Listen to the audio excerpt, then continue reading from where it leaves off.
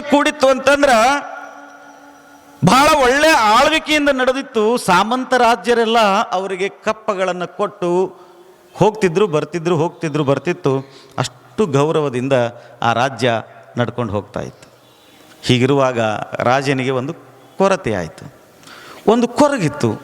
ಎಂಥ ಕೊರಗು ಅಂತಂದರೆ, ನನ್ನ ರಾಜ್ಯ, ನನ್ನ ಪ್ರಜೆಗಳು ಬಹಳ ಆನಂದದಿಂದ ಅದಾರ, ಕಾಲ ಕಾಲಕ್ಕೆ ಮಳೆ ಆಗಕತ್ತತಿ, ಬೆಳೆ, ಉದ್ಯೋಗ, ಅವಕಾಶಗಳು ಎಲ್ಲವೂ ಬಹಳ ಚೆನ್ನಾಗಿ ನಡೀತಾ ಇದೆ. ಹೀಗಿರುವಂಥ ಸಂದರ್ಭದಲ್ಲಿ ಒಂದು ಗಂಡು ಮಗು ನನಗೆ ಇದ್ದಿದ್ರೆ, ನನ್ನ ವಂಶದ ದೀಪವನ್ನು ಹಚ್ಚಾಕ ಒಬ್ಬ ಮಗ ಇದ್ದಿದ್ರೆ ಬಹಳ ಚಲೋ ಆಕ್ಕಿತ್ತಲ್ಲ ಅಂಥೇಳಿ ಬಹಳ ಕೊರಗಿತ್ತಂತೆ. ಬಹಳ ದಿವಸದಿಂದ ಅವನಿಗೆ ಮಕ್ಕಳಾಗಿರಲಿಲ್ಲಂತ. ರಾಣಿಗೆ ಕೇಳ್ತಾನಂತ, ನಾವು ಯಾವ ದೇವರಿಗೂ ಅನ್ಯಾಯವನ್ನು ಮಾಡಿಲ್ಲ, ಯಾರಿಗೂ ಅನ್ಯಾಯವನ್ನು ಮಾಡಿಲ್ಲ, ಎಲ್ಲರಿಗೂ ಬಹಳ ಚಲೋ ನೋಡ್ಕೊಂಡೀವಿ. ಅಷ್ಟೇ ಅಲ್ಲ, ಯಾರಿಗಾದರೂ ಇಂಥ ತೊಂದರೆ ಆಗಿದೆ ಅಂತಂದರೆ ಅವರನ್ನು ನಾವು ಬಹಳ ಅಪ್ಕೊಂಡಿದ್ದೀವಿ. ಯಾಕೆ ಭಗವಂತ ನಮಗೆ ಮಕ್ಕಳನ್ನು ಕರುಣಿಸಲಿಲ್ಲ ಅಂದಾಗ ಅಲ್ಲಿ ರಾಜಗುರುಗಳು ಹಾಗೆ ಆ ರಾಜ್ಯವನ್ನು ದಾಟಿ ಹೋಗುವಂಥ ಸಂದರ್ಭದಲ್ಲಿ ಅವರಿಗೆ ಬಂದು ಆಶೀರ್ವಾದವನ್ನು ಮಾಡ್ತಾರಂತೆ.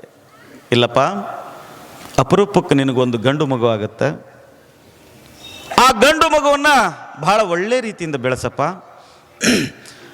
ಆ ಮಗ ಹೆಂಗಿರಬೇಕು ಅಂತಂದರೆ, ಮುಂದಿನ ದಿನಮಾನಗಳಲ್ಲಿ ನಿನ್ನ ಹೆಸರು ಸತ್ಯಸೇನ, ನಿನ್ನ ಹೆಸರಿನಂಗೆ ನಿನ್ನ ಮಗ ಆಗಬೇಕು ಅಂಥೇಳಿ ಅವರು ಹೊರಟುಬಿಟ್ರಂತೆ ಮುಂದೆ. ಯಾವಾಗ ಗುರುಗಳು ಆ ಮಾತನ್ನು ಹೇಳಿದ್ರಲ್ಲ, ಹೇಳಿದ ಮೇಲೆ ಕೆಲವಾರು ದಿವಸಗಳ ನಂತರ ಅವನಿಗೆ ಒಂದು ಗಂಡು ಮಗು ಹುಟ್ಟುತ್ತಂತೆ. ನವಮಾಸವನ್ನು ಕಳೆದಿರುವಂತಹ ರಾಣಿ ಆ ಭಗವಂತನ ನಾಮಸ್ಮರಣೆಯನ್ನು ಮಾಡ್ತಾ ಗುರುವಿನ ಆಶೀರ್ವಾದದಿಂದ ನನಗೆ ಒಂದು ಗಂಡು ಮಗು ಜನಿಸಿದರೆ ಬಹಳ ಸಂತೋಷ ಆಗುತ್ತೆ ಅಂದ್ಲು. ಗಂಡು ಮಗುನೇ ಜನಿಸಿತ್ತು, ಗಂಡು ಮಗುವೇ ಆಯಿತು. ಗಂಡು ಮಗು ಆಯಿತು, ಅದಕ್ಕೆ ನಾಮಕರಣವನ್ನು ಮಾಡಿದರು.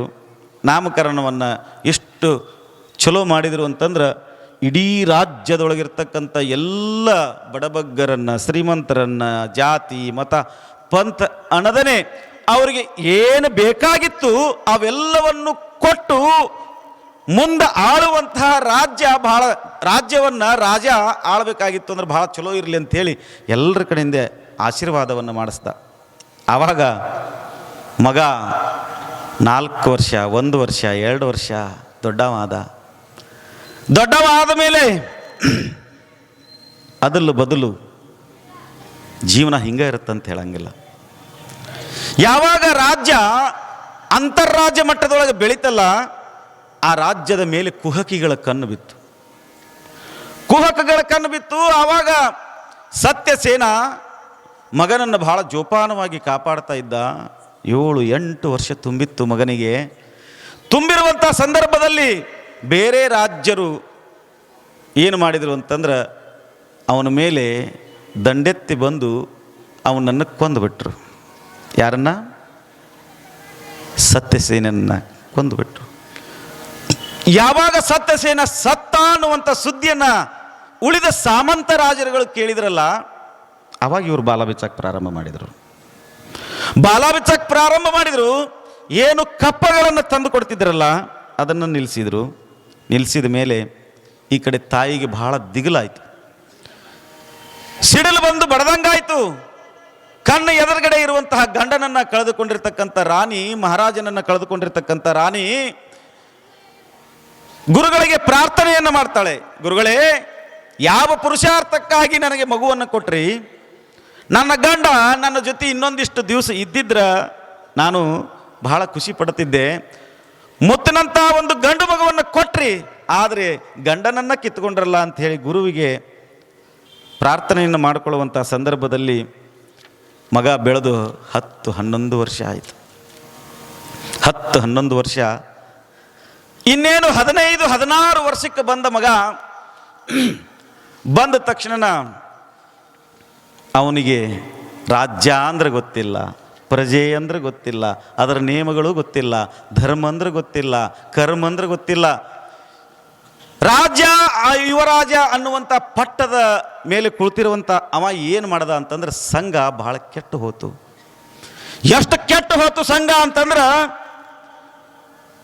ಜೀವನವನ್ನು ಸಾಗಿಸಬೇಕಾಗಿರ್ತಕ್ಕಂಥ ಸಾಮಂತ ರಾಜರು ಮತ್ತು ಅವರಲ್ಲಿ ಪ್ರಜೆಗಳದಾರಲ್ಲ, ಅವ್ರ ಮೇಲೆ ದಂಡೆತ್ತಿ ಉಳಿದ ರಾಜ್ಯರುಗಳೆಲ್ಲ ಬಂದರು. ಬಂದಾಗ ಅಷ್ಟೊತ್ತಿಗಾಗಲೇ ಇವನಿಗೆ 18, 19, 20 ವಯಸ್ಸಾಗಿತ್ತು. ಕಲಿಬಾರು ಚಟಗಳನ್ನು ಕಲಿತಿದ್ದ, ದುರ್ವ್ಯಸನಿಯಾಗಿದ್ದ. ಅವರಪ್ಪ ಸತ್ಯಸೇನ, ಹೆಸರು ಹೆಂಗೈತೆ ನೋಡ್ರಿ, ಅವರಪ್ಪಗೆ ಸತ್ಯಸೇನ ಅಂತ ಕರಿತಿದ್ರು. ಮಗ ದುರ್ವ್ಯಸನಿ. ಸಣ್ಣ ವಯಸ್ಸಿನೊಳಗೆ ಅಧಿಕಾರ ಸಿಕ್ತು. ಅಧಿಕಾರದ ಅಮಲಿನೊಳಗೆ ಅವ ಏನು ಮಾಡಕತ್ತ ಅಂತಂದ್ರೆ ರಾಜ್ಯಭಾರವನ್ನು ಹೇಗೆ ಮಾಡಬೇಕು ಅನ್ನುವಂಥದ್ದೇ ಗೊತ್ತಾಗಲಿಲ್ಲ. ಕೈಗೊಬ್ಬರಾಳು, ಕಾಲ್ಗೊಬ್ಬರಾಳು, ಸಖಿಯರು ಏನು ಬೇಕು ಅದೆಲ್ಲವನ್ನು ತಂದು ಕೊಡ್ತಕ್ಕಂಥ ಆಳು ಕಾಳುಗಳು ಇರುವಂತಹ ಸಂದರ್ಭದೊಳಗೆ ಈ ಸುದ್ದಿ ಬೇರೆ ರಾಜರುಗಳಿಗೆ ತಲುಪ್ತು. ಸತ್ಯಸೇನನಿದ್ದಾಗ ಬಹಳ ಅದ್ಭುತವಾಗಿ ಇರುವಂತಹ ರಾಜ್ಯ ಏನಾಗ್ತಾ ಇತ್ತು ಅಂತಂದ್ರೆ ಕ್ಷೀಣಿಸಿ ಹೋಗ್ತಾ ಇತ್ತು. ಆವಾಗ ಅಲ್ಲಿ ಒಬ್ಬ ದೇವತೆ, ಯಾವುದೇ ಒಂದು ರಾಜ್ಯ ಮನೆತನ ಬಹಳ ಚಲೋ ನಡಿಬೇಕಾಗಿತ್ತು ಅಂತಂದ್ರೆ ಅದಕ್ಕೆ ಬಹುಮುಖ್ಯವಾಗಿ ಬೇಕಾಗಿರುವಂಥದ್ದು ಏನು? ಐಶ್ವರ್ಯ. ಐಶ್ವರ್ಯ ಐಶ್ವರ್ಯ ಇಲ್ಲ ಅಂತಂದ್ರೆ ಏನೂ ಮಾಡೋಕ್ಕಾಗಂಗಿಲ್ಲ. ಆವಾಗ ಐಶ್ವರ್ಯ ದೇವತೆ ಖಜಾನೆಯ ಒಂದು ಆಲಯ ಇರುತ್ತೆ. ನೀವು ನೀವು ಮೈಸೂರಿಗೆ ಹೋದಿ ಅಂತಂದ್ರೆ ನೀವು ಬರೀ ಅರಮನೆ ನೋಡ್ಕೊಂಬರೋದಂತ ಗೊತ್ತಿರ್ತೈತೆ, ಆದರೆ ಅದರೊಳಗೆ ಧರ್ಮ ಸಂಕೇತಗಳು ಏನಂತ ನಿಮಗೆ ಗೊತ್ತಾ ಇರಂಗಿಲ್ಲ. ಅಲ್ಲಿ ದೇವರ ಕೋಣಿ ಅಂತ ಹೇಳಿ ನಮ್ಮ ಮನೆಯೊಳಗೆ ದೇವರ ಕೋಣಿ ಹೆಂಗಿರ್ತಾವಲ್ಲ, ರಾಜ್ಯಭಾರವನ್ನು ಮಾಡಬೇಕಾಗಿತ್ತು ಅಂತಂದ್ರೆ ರಾಜ್ಯ ದೇವತೆಗಳು ಅಂತಿರ್ತಿದ್ರು. ಅವರನ್ನು ಅಲ್ಲಿ ಏನು ಮಾಡ್ತಿದ್ರು ಅಂತಂದ್ರೆ ಪೂಜಿಸ್ತಾ ಬಂಧನ ಮಾಡಿಡ್ತಿದ್ರು. ಅದರಲ್ಲಿ ಒಬ್ಬಳು ಐಶ್ವರ್ಯ ದೇವತೆ. ರಾತ್ರಿ 12 ಗಂಟೆ ಆಗಿತ್ತಂತ. ರಾತ್ರಿ 12 ಗಂಟೆ ಆಗಿತ್ತಂತ. ಆ ಕಡೆ ಈ ಕಡೆ ಅವ್ರು ಗದ್ದಲ ಮಾಡಬಾರ್ದು. ನೀವು ಸುಮ್ಮನೆ ಬರಬೇಕು. ನಿಮ್ಮ ವಸ್ತುಗಳು ಏನದವಲ್ಲ ನಿಮಗೆ ಗುರುತಾಗುವಂಗೆ ಒಂದು ಕಡೆ ಇಡಬೇಕು, ಬಂದು ಕುಂದಿರ್ಬೇಕು. ಗದ್ದಲ ಮಾಡಬಾರ್ದು. ಬಾಯಿ ಮಾಡ್ಕೊತ ಹೋದ್ರಿ ಅಂತಂದ್ರೆ ನಿಮ್ಮನ್ನು ಅವ್ರು ನೋಡೋದು, ಅವ್ರು ನೀವು ನೋಡೋದು. ಏನು ನೋಡೇ ಇಲ್ಲ ಒಮ್ಮೆ ಓನ್ಯಾಗ ಅದಿರೋ ಇಲ್ಲ, ಅದಿರೇ ಇಲ್ಲ. ಓನ್ಯಾಗಿರ್ತೀರಿ, ದಿವಸ ಎದ್ರೆ ಅವ್ರ ಮಕ್ಕ ನೀವು ನೋಡ್ತಿರ್ತೀರಿ, ನಿಮ್ಮ ಮಕ್ಕ ಅವ್ರು ನೋಡ್ತಿರ್ತಾರೆ. ಆದರೂ ಇಲ್ಲಿ ಬಂದಾಗ ನೋಡೋದು, ಯಾರೊಬ್ರು ಅತ್ತಾಗ ನೋಡಿದ್ಲಿ ಮತ್ತೆ ಬಾಯಿ ತಗೊಂಡು ಅತ್ತಾಗ ನೋಡೋದು. ಹಂಗೆ ಮಾಡಕ್ಕೆ ಹೋಗ್ಬಾರ್ದು. ಏನು ಹೇಳಕತ್ತಿದ್ದೆ ನಾನು? ಐಶ್ವರ್ಯ ದೇವತೆ, ಗಮನ ಇಟ್ಟು ಕೇಳಿ. ಯಾವಾಗ ಐಶ್ವರ್ಯ ದೇವತೆ ಈ ರಾಜ್ಯದಲ್ಲಿ ಆಗ್ತಕ್ಕಂಥ ಅಲ್ಲೋಲ ಕಲ್ಲೋಲಗಳನ್ನು ನೋಡಿದ್ಲು, ಯಾವ ಮನೆಗೆ ಬೀಗ ಇರಲಿಲ್ಲ ಆ ಮನೆಗೆ ಬೀಗ ಹಾಕಲಾಯಿತು. ಕಳ್ಳರು ಬಂದರು, ಟಕಾಯಿತರು ಬಂದರು. ಅದ್ರ ಜೊತೆಗೆ ಕೆಟ್ಟ ಕೆಟ್ಟ ಚಟಗಳನ್ನು ಕಲಿಸಿಕೊಡ್ತಕ್ಕಂಥ ವ್ಯಕ್ತಿಗಳು ರಾಜ್ಯದೊಳಗೆ ಎಂಟ್ರಿ ಆದರು. ಆವಾಗ ಏನಾಯಿತು ಅಂತಂದರೆ, ಸತ್ಯಸೇನ ಇದ್ದಾಗ ನಮ್ಮ ರಾಜ್ಯ ಭಾಳ ಚಲೋ ಇತ್ತು. ಯುವರಾಜ ಬಂದಾನಲ್ಲ, ಎಂಥ ಕೆಟ್ಟ ಚಟ ಕಲಿತಾನ. ಚಟ ಕಲಿಯೋದ್ರ ಜೊತೆಗೆ ರಾಜ್ಯಭಾರವನ್ನು ಸರಿಯಾಗಿ ಮಾಡವಲ್ಲ ಅಂತ ಹೇಳಿ ಆ ದೇವತೆ ತನ್ನ ಕೋಣೆಯನ್ನು ಬಿಟ್ಟು ಹೊರಗೆ ಬಂದು ಸರಿಸುಮಾರು ಮಧ್ಯರಾತ್ರಿ ಒಳಗೆ ಬಂದು ಹೇಳ್ತಾಳೆ, ಓ ಮಗನೇ, ನೋಡ್ರಿ ಕೇಳ್ತಾಳಕ್ಕೆ, ಓ ಮಗನೇ ಎಚ್ಚೆತ್ತಗು, ಏಳು ಮೇಲೆ ಎದ್ದೇಳು. ಈಗೇನು ನೀ ಮಾಡಕತ್ತಿಯಲ್ಲ ಅವನ್ನೆಲ್ಲ ಬಿಡು. ಅವನು ಬಿಟ್ಟು ನೀ ಏನು ಮಾಡಬೇಕು ಅಂತಂದ್ರೆ ಈ ಕಡೆ ನನ್ನ ಕಡೆ ಗಮನ ಕೊಡು. ನಿನ್ನ ಪ್ರಜೆಗಳೆಲ್ಲ ಹಸಿವಿನಿಂದ ಬರಳುತ್ತಾ ಇದ್ದಾರೆ. ನಿನ್ನ ಪ್ರಜೆಗಳು ಹಸಿವಿನಿಂದ ಬರಳುತ್ತಾ ಇದ್ದಾರೆ. ಅಷ್ಟೇ ಅಲ್ಲ, ನಿನ್ನ ಪ್ರಜೆಗಳ ಜೊತೆಗೆ ಮಕ್ಕಳ ಶಿಕ್ಷಣ ಹದಗೆಡ್ತಾ ಇದೆ. ನೀನೇನಾದರೂ ಎಚ್ಚೆತ್ತುಕೊಳ್ಳದೆ ಇದ್ರೆ ಮುಂದಿನ ದಿನಮಾನದಲ್ಲಿ ಈ ರಾಜ್ಯ ಹಾಳಾಗಿ ಹೋಗುವಂಥ ಸಂದರ್ಭ ಬಂದು ಒದಗುತ್ತಾ. ಅದಕ್ಕಾಗಿ ಎಚ್ಚೆತ್ತುಕೋ ಮಗನೇ, ಎಚ್ಚೆತ್ತುಕೋ ಅನ್ನೋಲೊಳಗನ ಸತ್ಯಸೇನನ ಮಗ ಕುಡಿದ ಅಮಲನೊಳಗಿದ್ದ. 21, 22, 25 ವಯಸ್ಸಿನ ಯುವಕ ಏನು ಮಾಡ್ದ ಅಂತಂದ್ರೆ ತನ್ನ ಸಖಿಯರೊಡನೆ ರಾಜ್ಯದ ಒಂದು ಒಂದು ಒಡ್ಡೋಲಗದೊಳಗೆ ಹೊರಳಾಡ್ತಾ ಇದ್ದ. ಕುಡಿದ ಅಮಲನೊಳಗಿದ್ದ. ಆವಾಗ ಹೇಳ್ತಾನೆ ಅವ, ಯಾರು ನೀನು ಅಂತ ಕೇಳ್ತಾನವ. ನೋಡ್ರಿ ಎಂಥ ದುರ್ದೈವ. ತೆಲಿಗೆ ಮತ್ತೆ ಹತ್ತಿತ್ತು ಅಂದ್ರೆ, ತೆಲಿಗೆ ಮತಿ ಭ್ರಷ್ಟ ಆಗಿತ್ತು ಅಂತಂದ್ರೆ ಎದುರುಗಡೆ ಬರೋರು ಯಾರು ಏನು ಎಂತ ಅಂತ ಒಟ್ಟಾಗಿ ಗೊತ್ತಾಗಂಗಿಲ್ಲ. ಆವಾಗ ಅವ ಹೇಳ್ತಾನ, ಈ ರಾಜ್ಯದ ಐಶ್ವರ್ಯ ದೇವತೆಯಪ್ಪ, ನಾನು ಐಶ್ವರ್ಯ ದೇವತೆ ಅಂತ ನನ್ನ ಕರೀತಾರೆ. ನೀ ಏನಾದರೂ ಈ ರಾಜ್ಯ ಭಾರವನ್ನು ಮಾಡಬೇಕಾಗಿತ್ತು ಅಂದ್ರೆ ನಾನು ಬಹಳ ದೊಡ್ಡ ಪಾತ್ರವನ್ನು ವಹಿಸ್ತೇನೆ. ನೀನು ನನ್ನ ಕಡೆ ಒಂದಿಷ್ಟು ಗಮನ ಕೊಡು. ನೀ ಏನಾದರೂ ಗಮನ ಕೊಡದೇ ಇದ್ರೆ, ಈ ರಾಜ್ಯವನ್ನು ನಾನು ಬಿಟ್ಟು ಹೋದರೆ ಇಲ್ಲಿ ಏನಾಗುತ್ತಂದ್ರೆ ಅರಾಜಕತೆ ಹುಟ್ಟುತ್ತಾ. ನಿಮ್ಮ ತಂದೆ ಇದ್ದಾಗ ನನ್ನ ಬಹಳ ಪೂಜ್ಯನೀಯ ಭಾವದಿಂದ ನೋಡ್ಕೊಳ್ತಿದ್ದಪ್ಪ.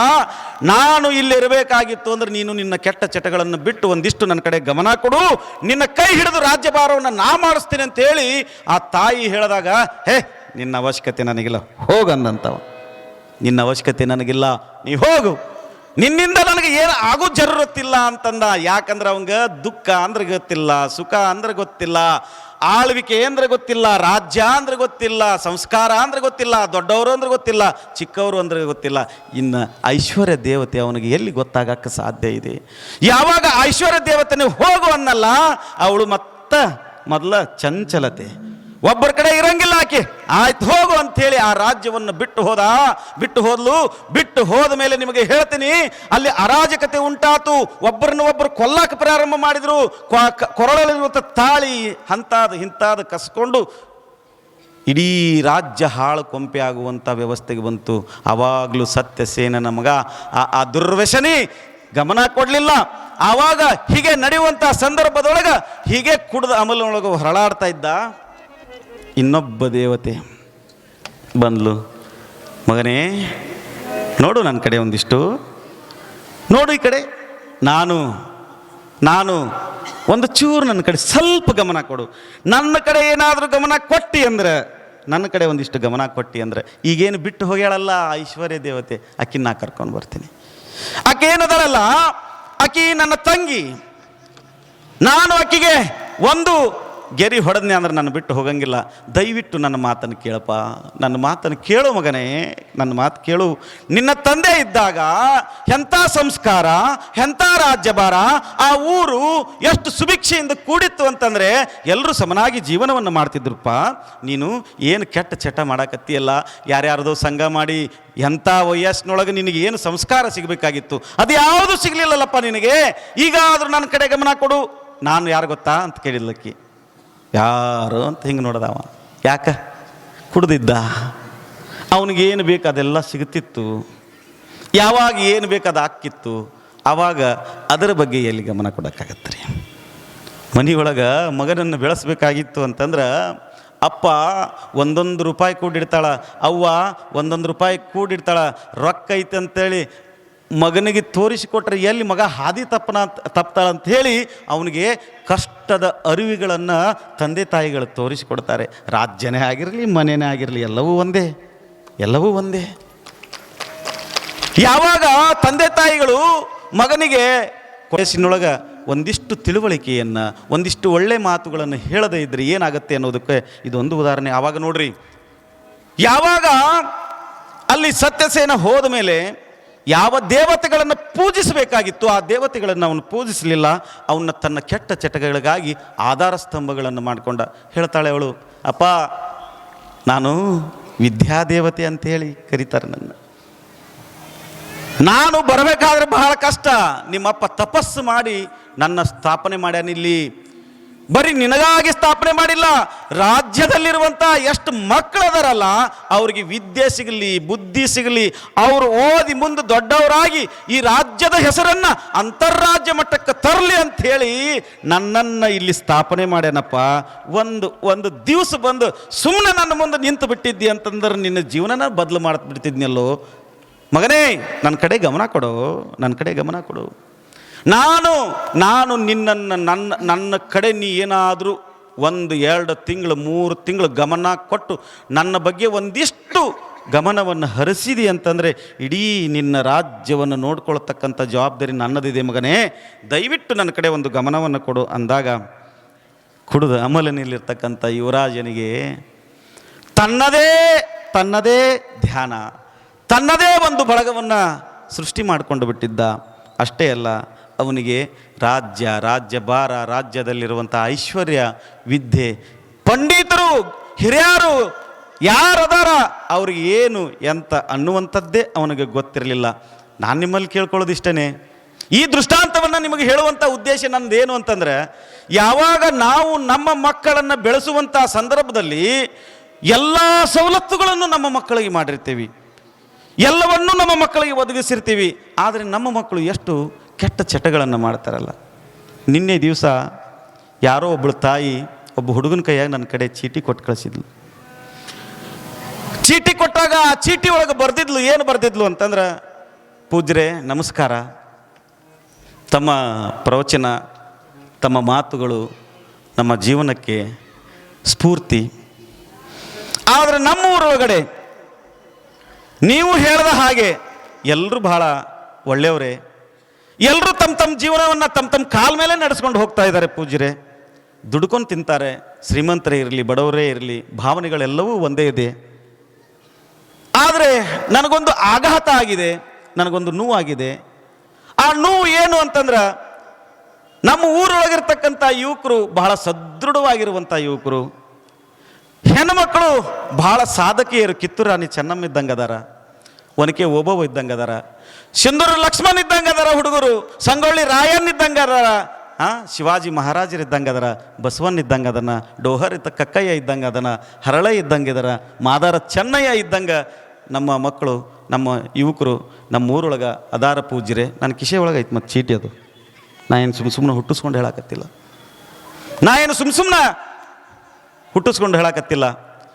ಇಷ್ಟು ಚೆನ್ನಾಗಿ ಇರುವಂತಹ ನಮ್ಮ ಮಕ್ಕಳು ಇಲ್ಲಿ ಬರೆದಿರ್ತಕ್ಕಂಥ ಇದು ಚೀಟಿನ, ನಮ್ಮ ಮಕ್ಕಳು ಎಲ್ಲೋ ಒಂದು ಕಡೆ ಹಾದಿಯನ್ನು ತಪ್ತಾ ಇದ್ದಾರೆ ಪೂಜ್ಯರೇ. ಆ ಹಾದಿ ಬೀದಿಗೆ ಬಂದಿದೆ, ಬೀದಿ ಬಾಟ್ಲಿಗಳಿಂದ ಕೂಡಿದೆ, ಬನ್ನಿ ಗಿಡದ ಬುಡಕ, ಜಾಲಿ ಗಿಡದ ಬುಡಕ, ಅಷ್ಟೇ ಅಲ್ಲ ಹಳ್ಳಗಳ ದಂಡಿಯೊಳಗೆ ವಯಸ್ಸಿನ ಯುವಕರು ಕೆಟ್ಟ ಚಟಗಳನ್ನು ಮಾಡಿಕೊಂಡು ಅಪ್ಪ ಅವ್ವ ಇಟ್ಟಿರ್ತಕ್ಕಂಥ ದುಡ್ಡಾಗಿರ್ಬೋದು, ಇನ್ನೊಂದನ್ನು ಕಳ್ತನ ಮಾಡಿಕೊಂಡು ಕೆಟ್ಟ ಚಟಗಳನ್ನು ಕಲಿಯಾಕತ್ತಾರ. ಅದಕ್ಕೆ ನನಗೆ ಬಹಳ ದುಃಖ ಆಗಿದೆ. ಇದಕ್ಕೆ ಏನಾದರೂ ಒಂದು ಪರಿಹಾರವನ್ನು ಕೊಡ್ರಿ. ನಿಮ್ಮ ಪ್ರವಚನದ ಆ ಮಾತುಗಳು ಏನದವಲ್ಲ, ಅವು ನಮ್ಮ ಅಂತರ್ಗತ ಅಂದರೆ ನಮ್ಮ ಆತ್ಮಕ್ಕೆ ತಟ್ಟುತ್ತಾ ಇವೆ.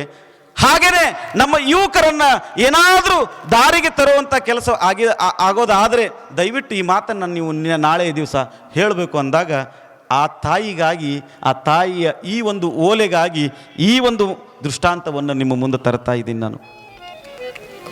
ನೋಡಿ, ಯಾವಾಗ ತಂದೆ ರಾಜ್ಯವನ್ನು ಕಟ್ಟದ, ರಾಜ್ಯ ಬಹಳ ಸುಭಿಕ್ಷೆಯಿಂದಿತ್ತು, ಬಹಳ ಚೆನ್ನಾಗಿತ್ತು, ಮಗನಿಗೆ ಸಂಸ್ಕಾರವನ್ನು ಕೊಡಬೇಕು ಅನ್ನುವಂಥ ಸಂದರ್ಭದಲ್ಲಿ ಅಕಾಲಿಕವಾಗಿ ಯುದ್ಧದಲ್ಲಿ ವೀರ ಮರಣವನ್ನು ಹೊಂದಿದ ಮೇಲೆ ತಾಯಿನೂ ಅಕಾಲಿಕ ಮರಣವನ್ನು ಹೊಂದಿದ್ಲು.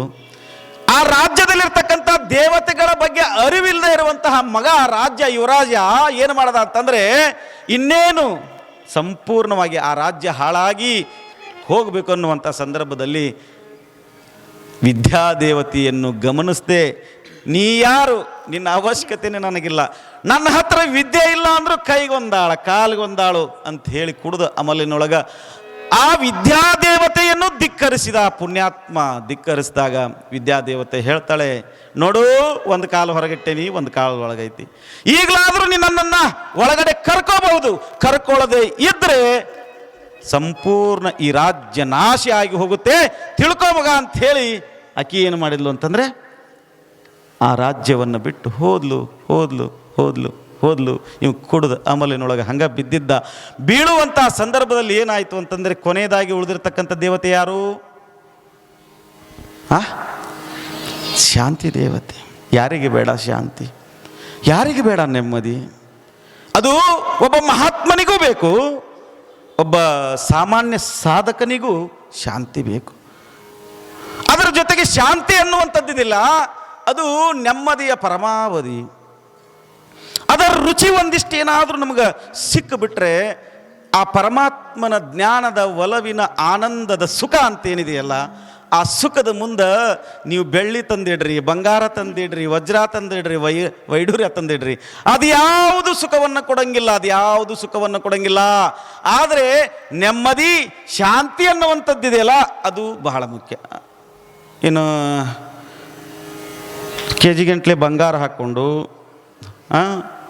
ಈಗೇನು ಅದಾನಿ ಅಂಬಾನಿ ಟಾಟಾ ಬಿರ್ಲಾ ಅದಾರಲ್ಲ, ಅವ್ರಿಗೇನು ರೊಕ್ಕ ಐತಂದ ತಕ್ಷಣ ಭಾಳ ಖುಷಿಯಿಂದ ಇರ್ತಾರಂತ ತಿಳ್ಕೊಂಡಿರಿ.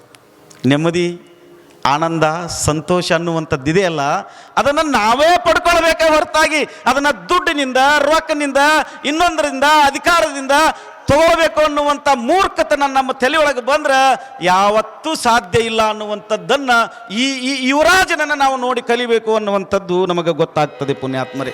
ಮಾತು ಕೇಳದ